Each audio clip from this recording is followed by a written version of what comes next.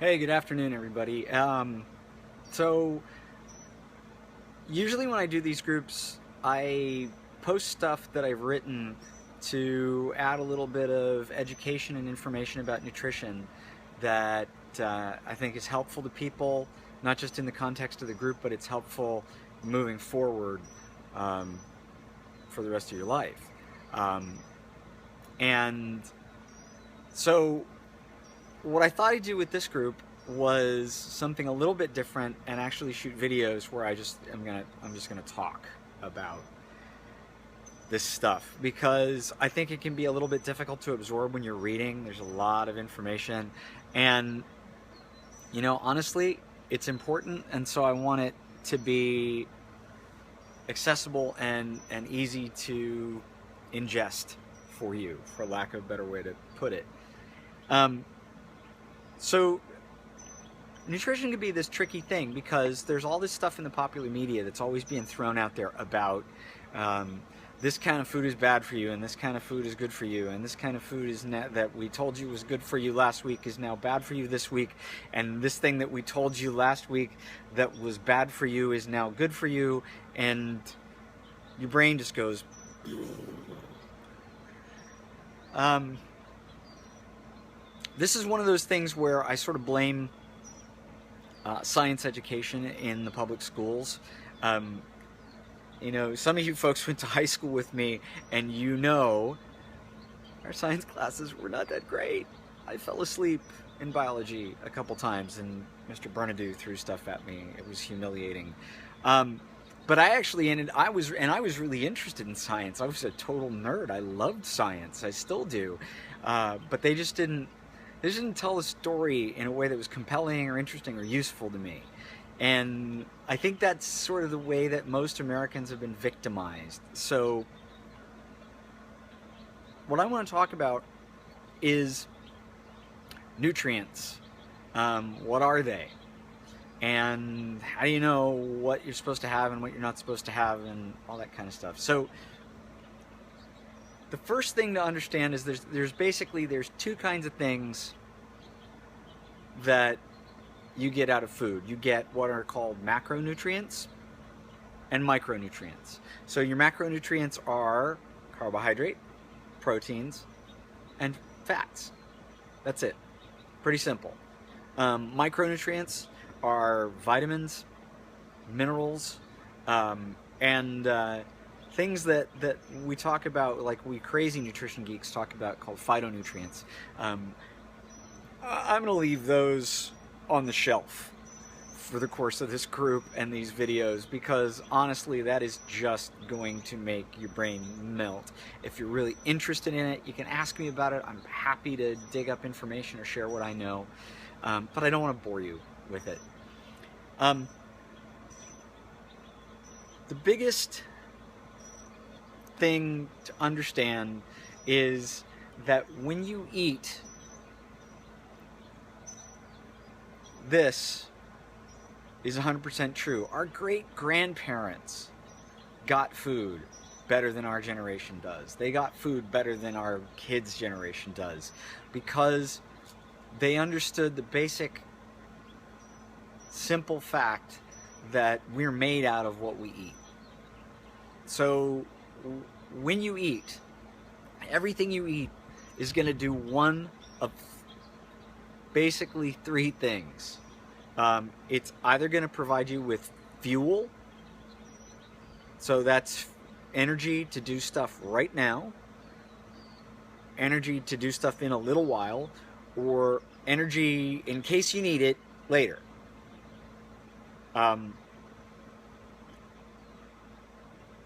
It's going to provide the building blocks for your cells to rebuild and renew themselves, or it's going to be excreted. That's basically it. Food does one of three things. The food we eat does one of three things. Energy, either short-term or long-term, builds up new pieces of you, repairs broken pieces of you, or ends up in the toilet. That's it.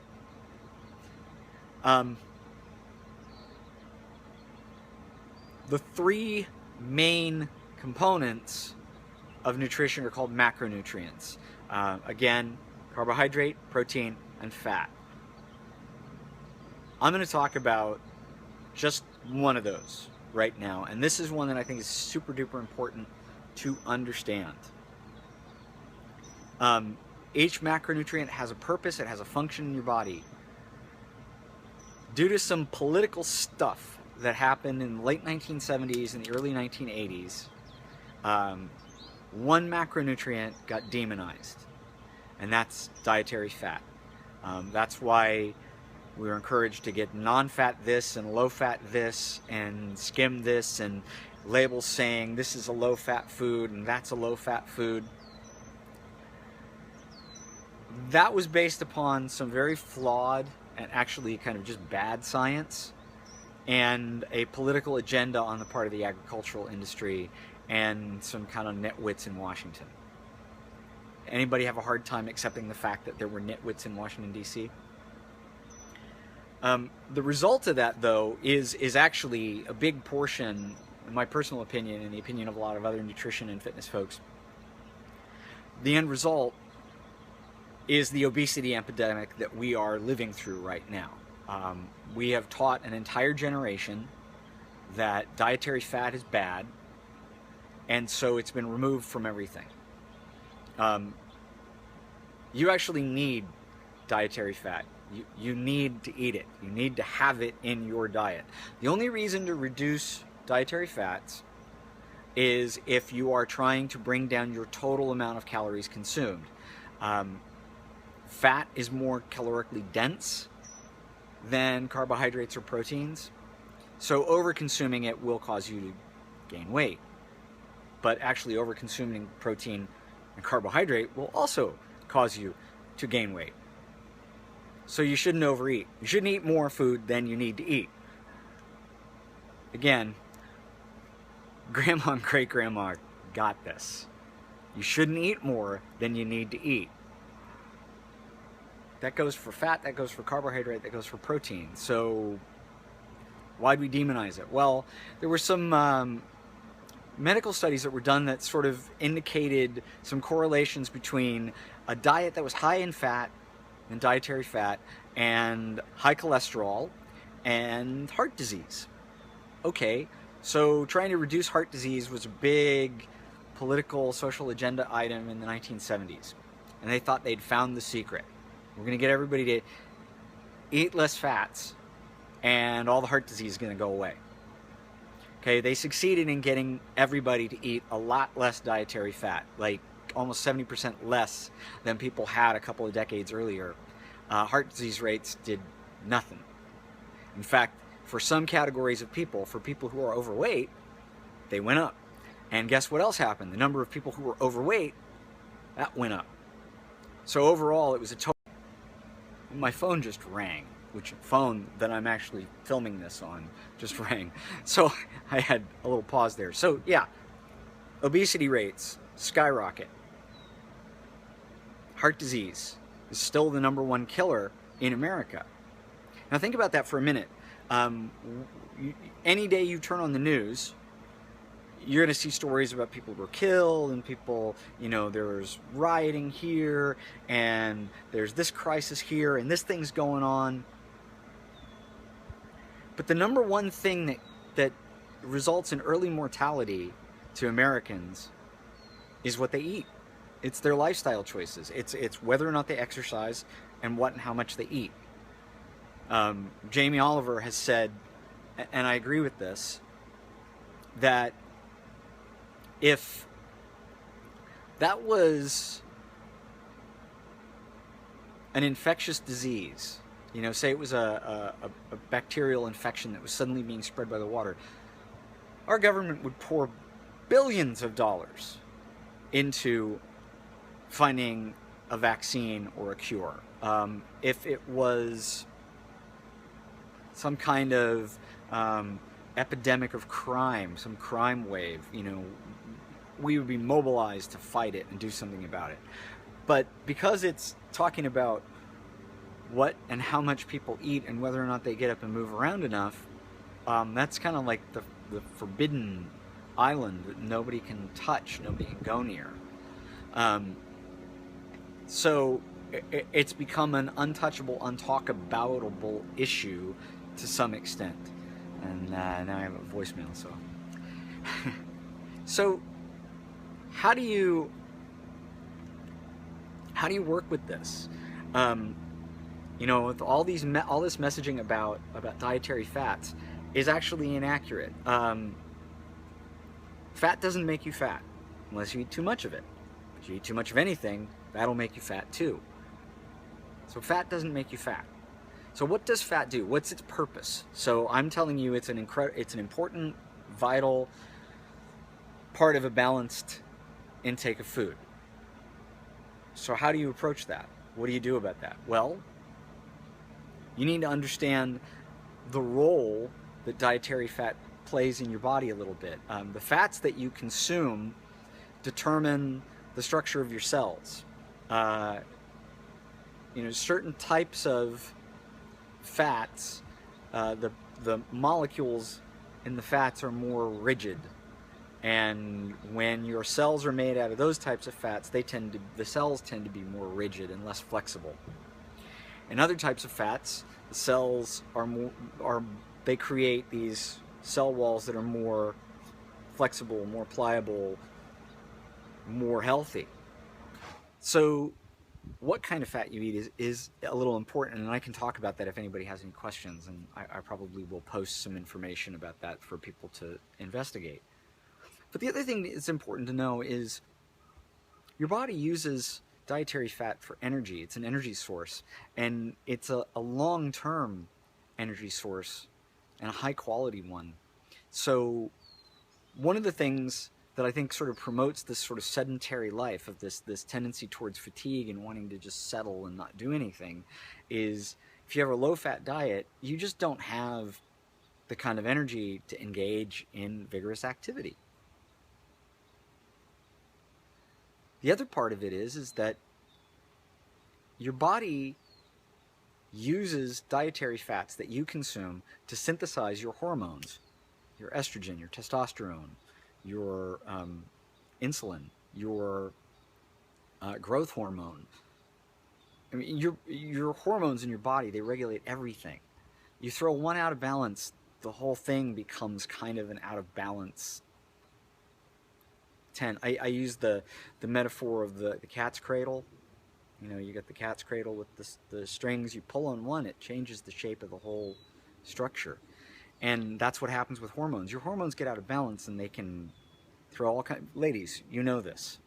Any woman who's ever been pregnant knows that hormone fluctuations change everything in your body. You know, you could, oddly enough, you got a thing, you know, what's the thing that gets the most attention from the pharmaceutical industry within the last 20 years? It's erectile dysfunction. Well, that's an interesting thing because for most men who suffer from that, it's related to obesity. The guys they show in the dashing, you know, silver-haired gent in the Cialis commercial, that guy doesn't need Cialis. Put 70 pounds on him, yeah, he needs Cialis. Why? Because he's overweight, his cardiovascular system is stressed and strained, his hormones are out of balance, and the equipment doesn't work anymore.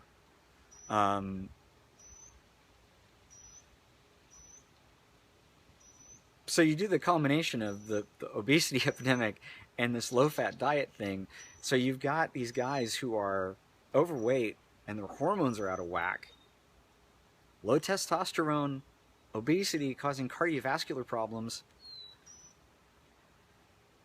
I'm surprised anything's working on you. So that's sort of my point. You know, you want to get good fats. You want to, you know, nuts and seeds, great source. You know, almonds, cashews. You don't want the salted roasted ones, but, you know, good whole nuts and seeds, great source. I think I've told some of you, I hate avocados. I really hate them. If you love them, eat them. It's a fantastic source of dietary fats. fish, tuna, salmon. You can't have it too often because of the mercury content, but it's a wonderful source of dietary fat. And you know what? Don't be afraid of having a steak.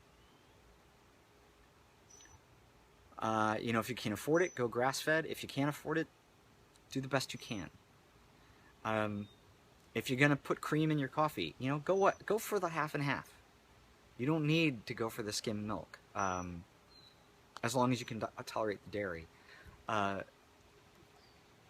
But there's all kinds of sources of good dietary fats, and you shouldn't shy away from them. And honestly, if you're buying something in a box, which I don't think you should do in the first place, but you're going to do it. It happens to me. I do it sometimes. If that box makes any kind of health claim on it, don't buy it. Especially if that health claim is low fat.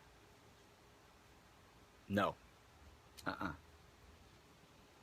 Don't do it.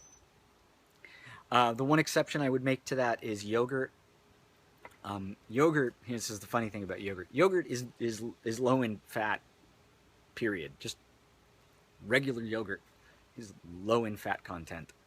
It's part of the process of making the milk into the yogurt makes that happen.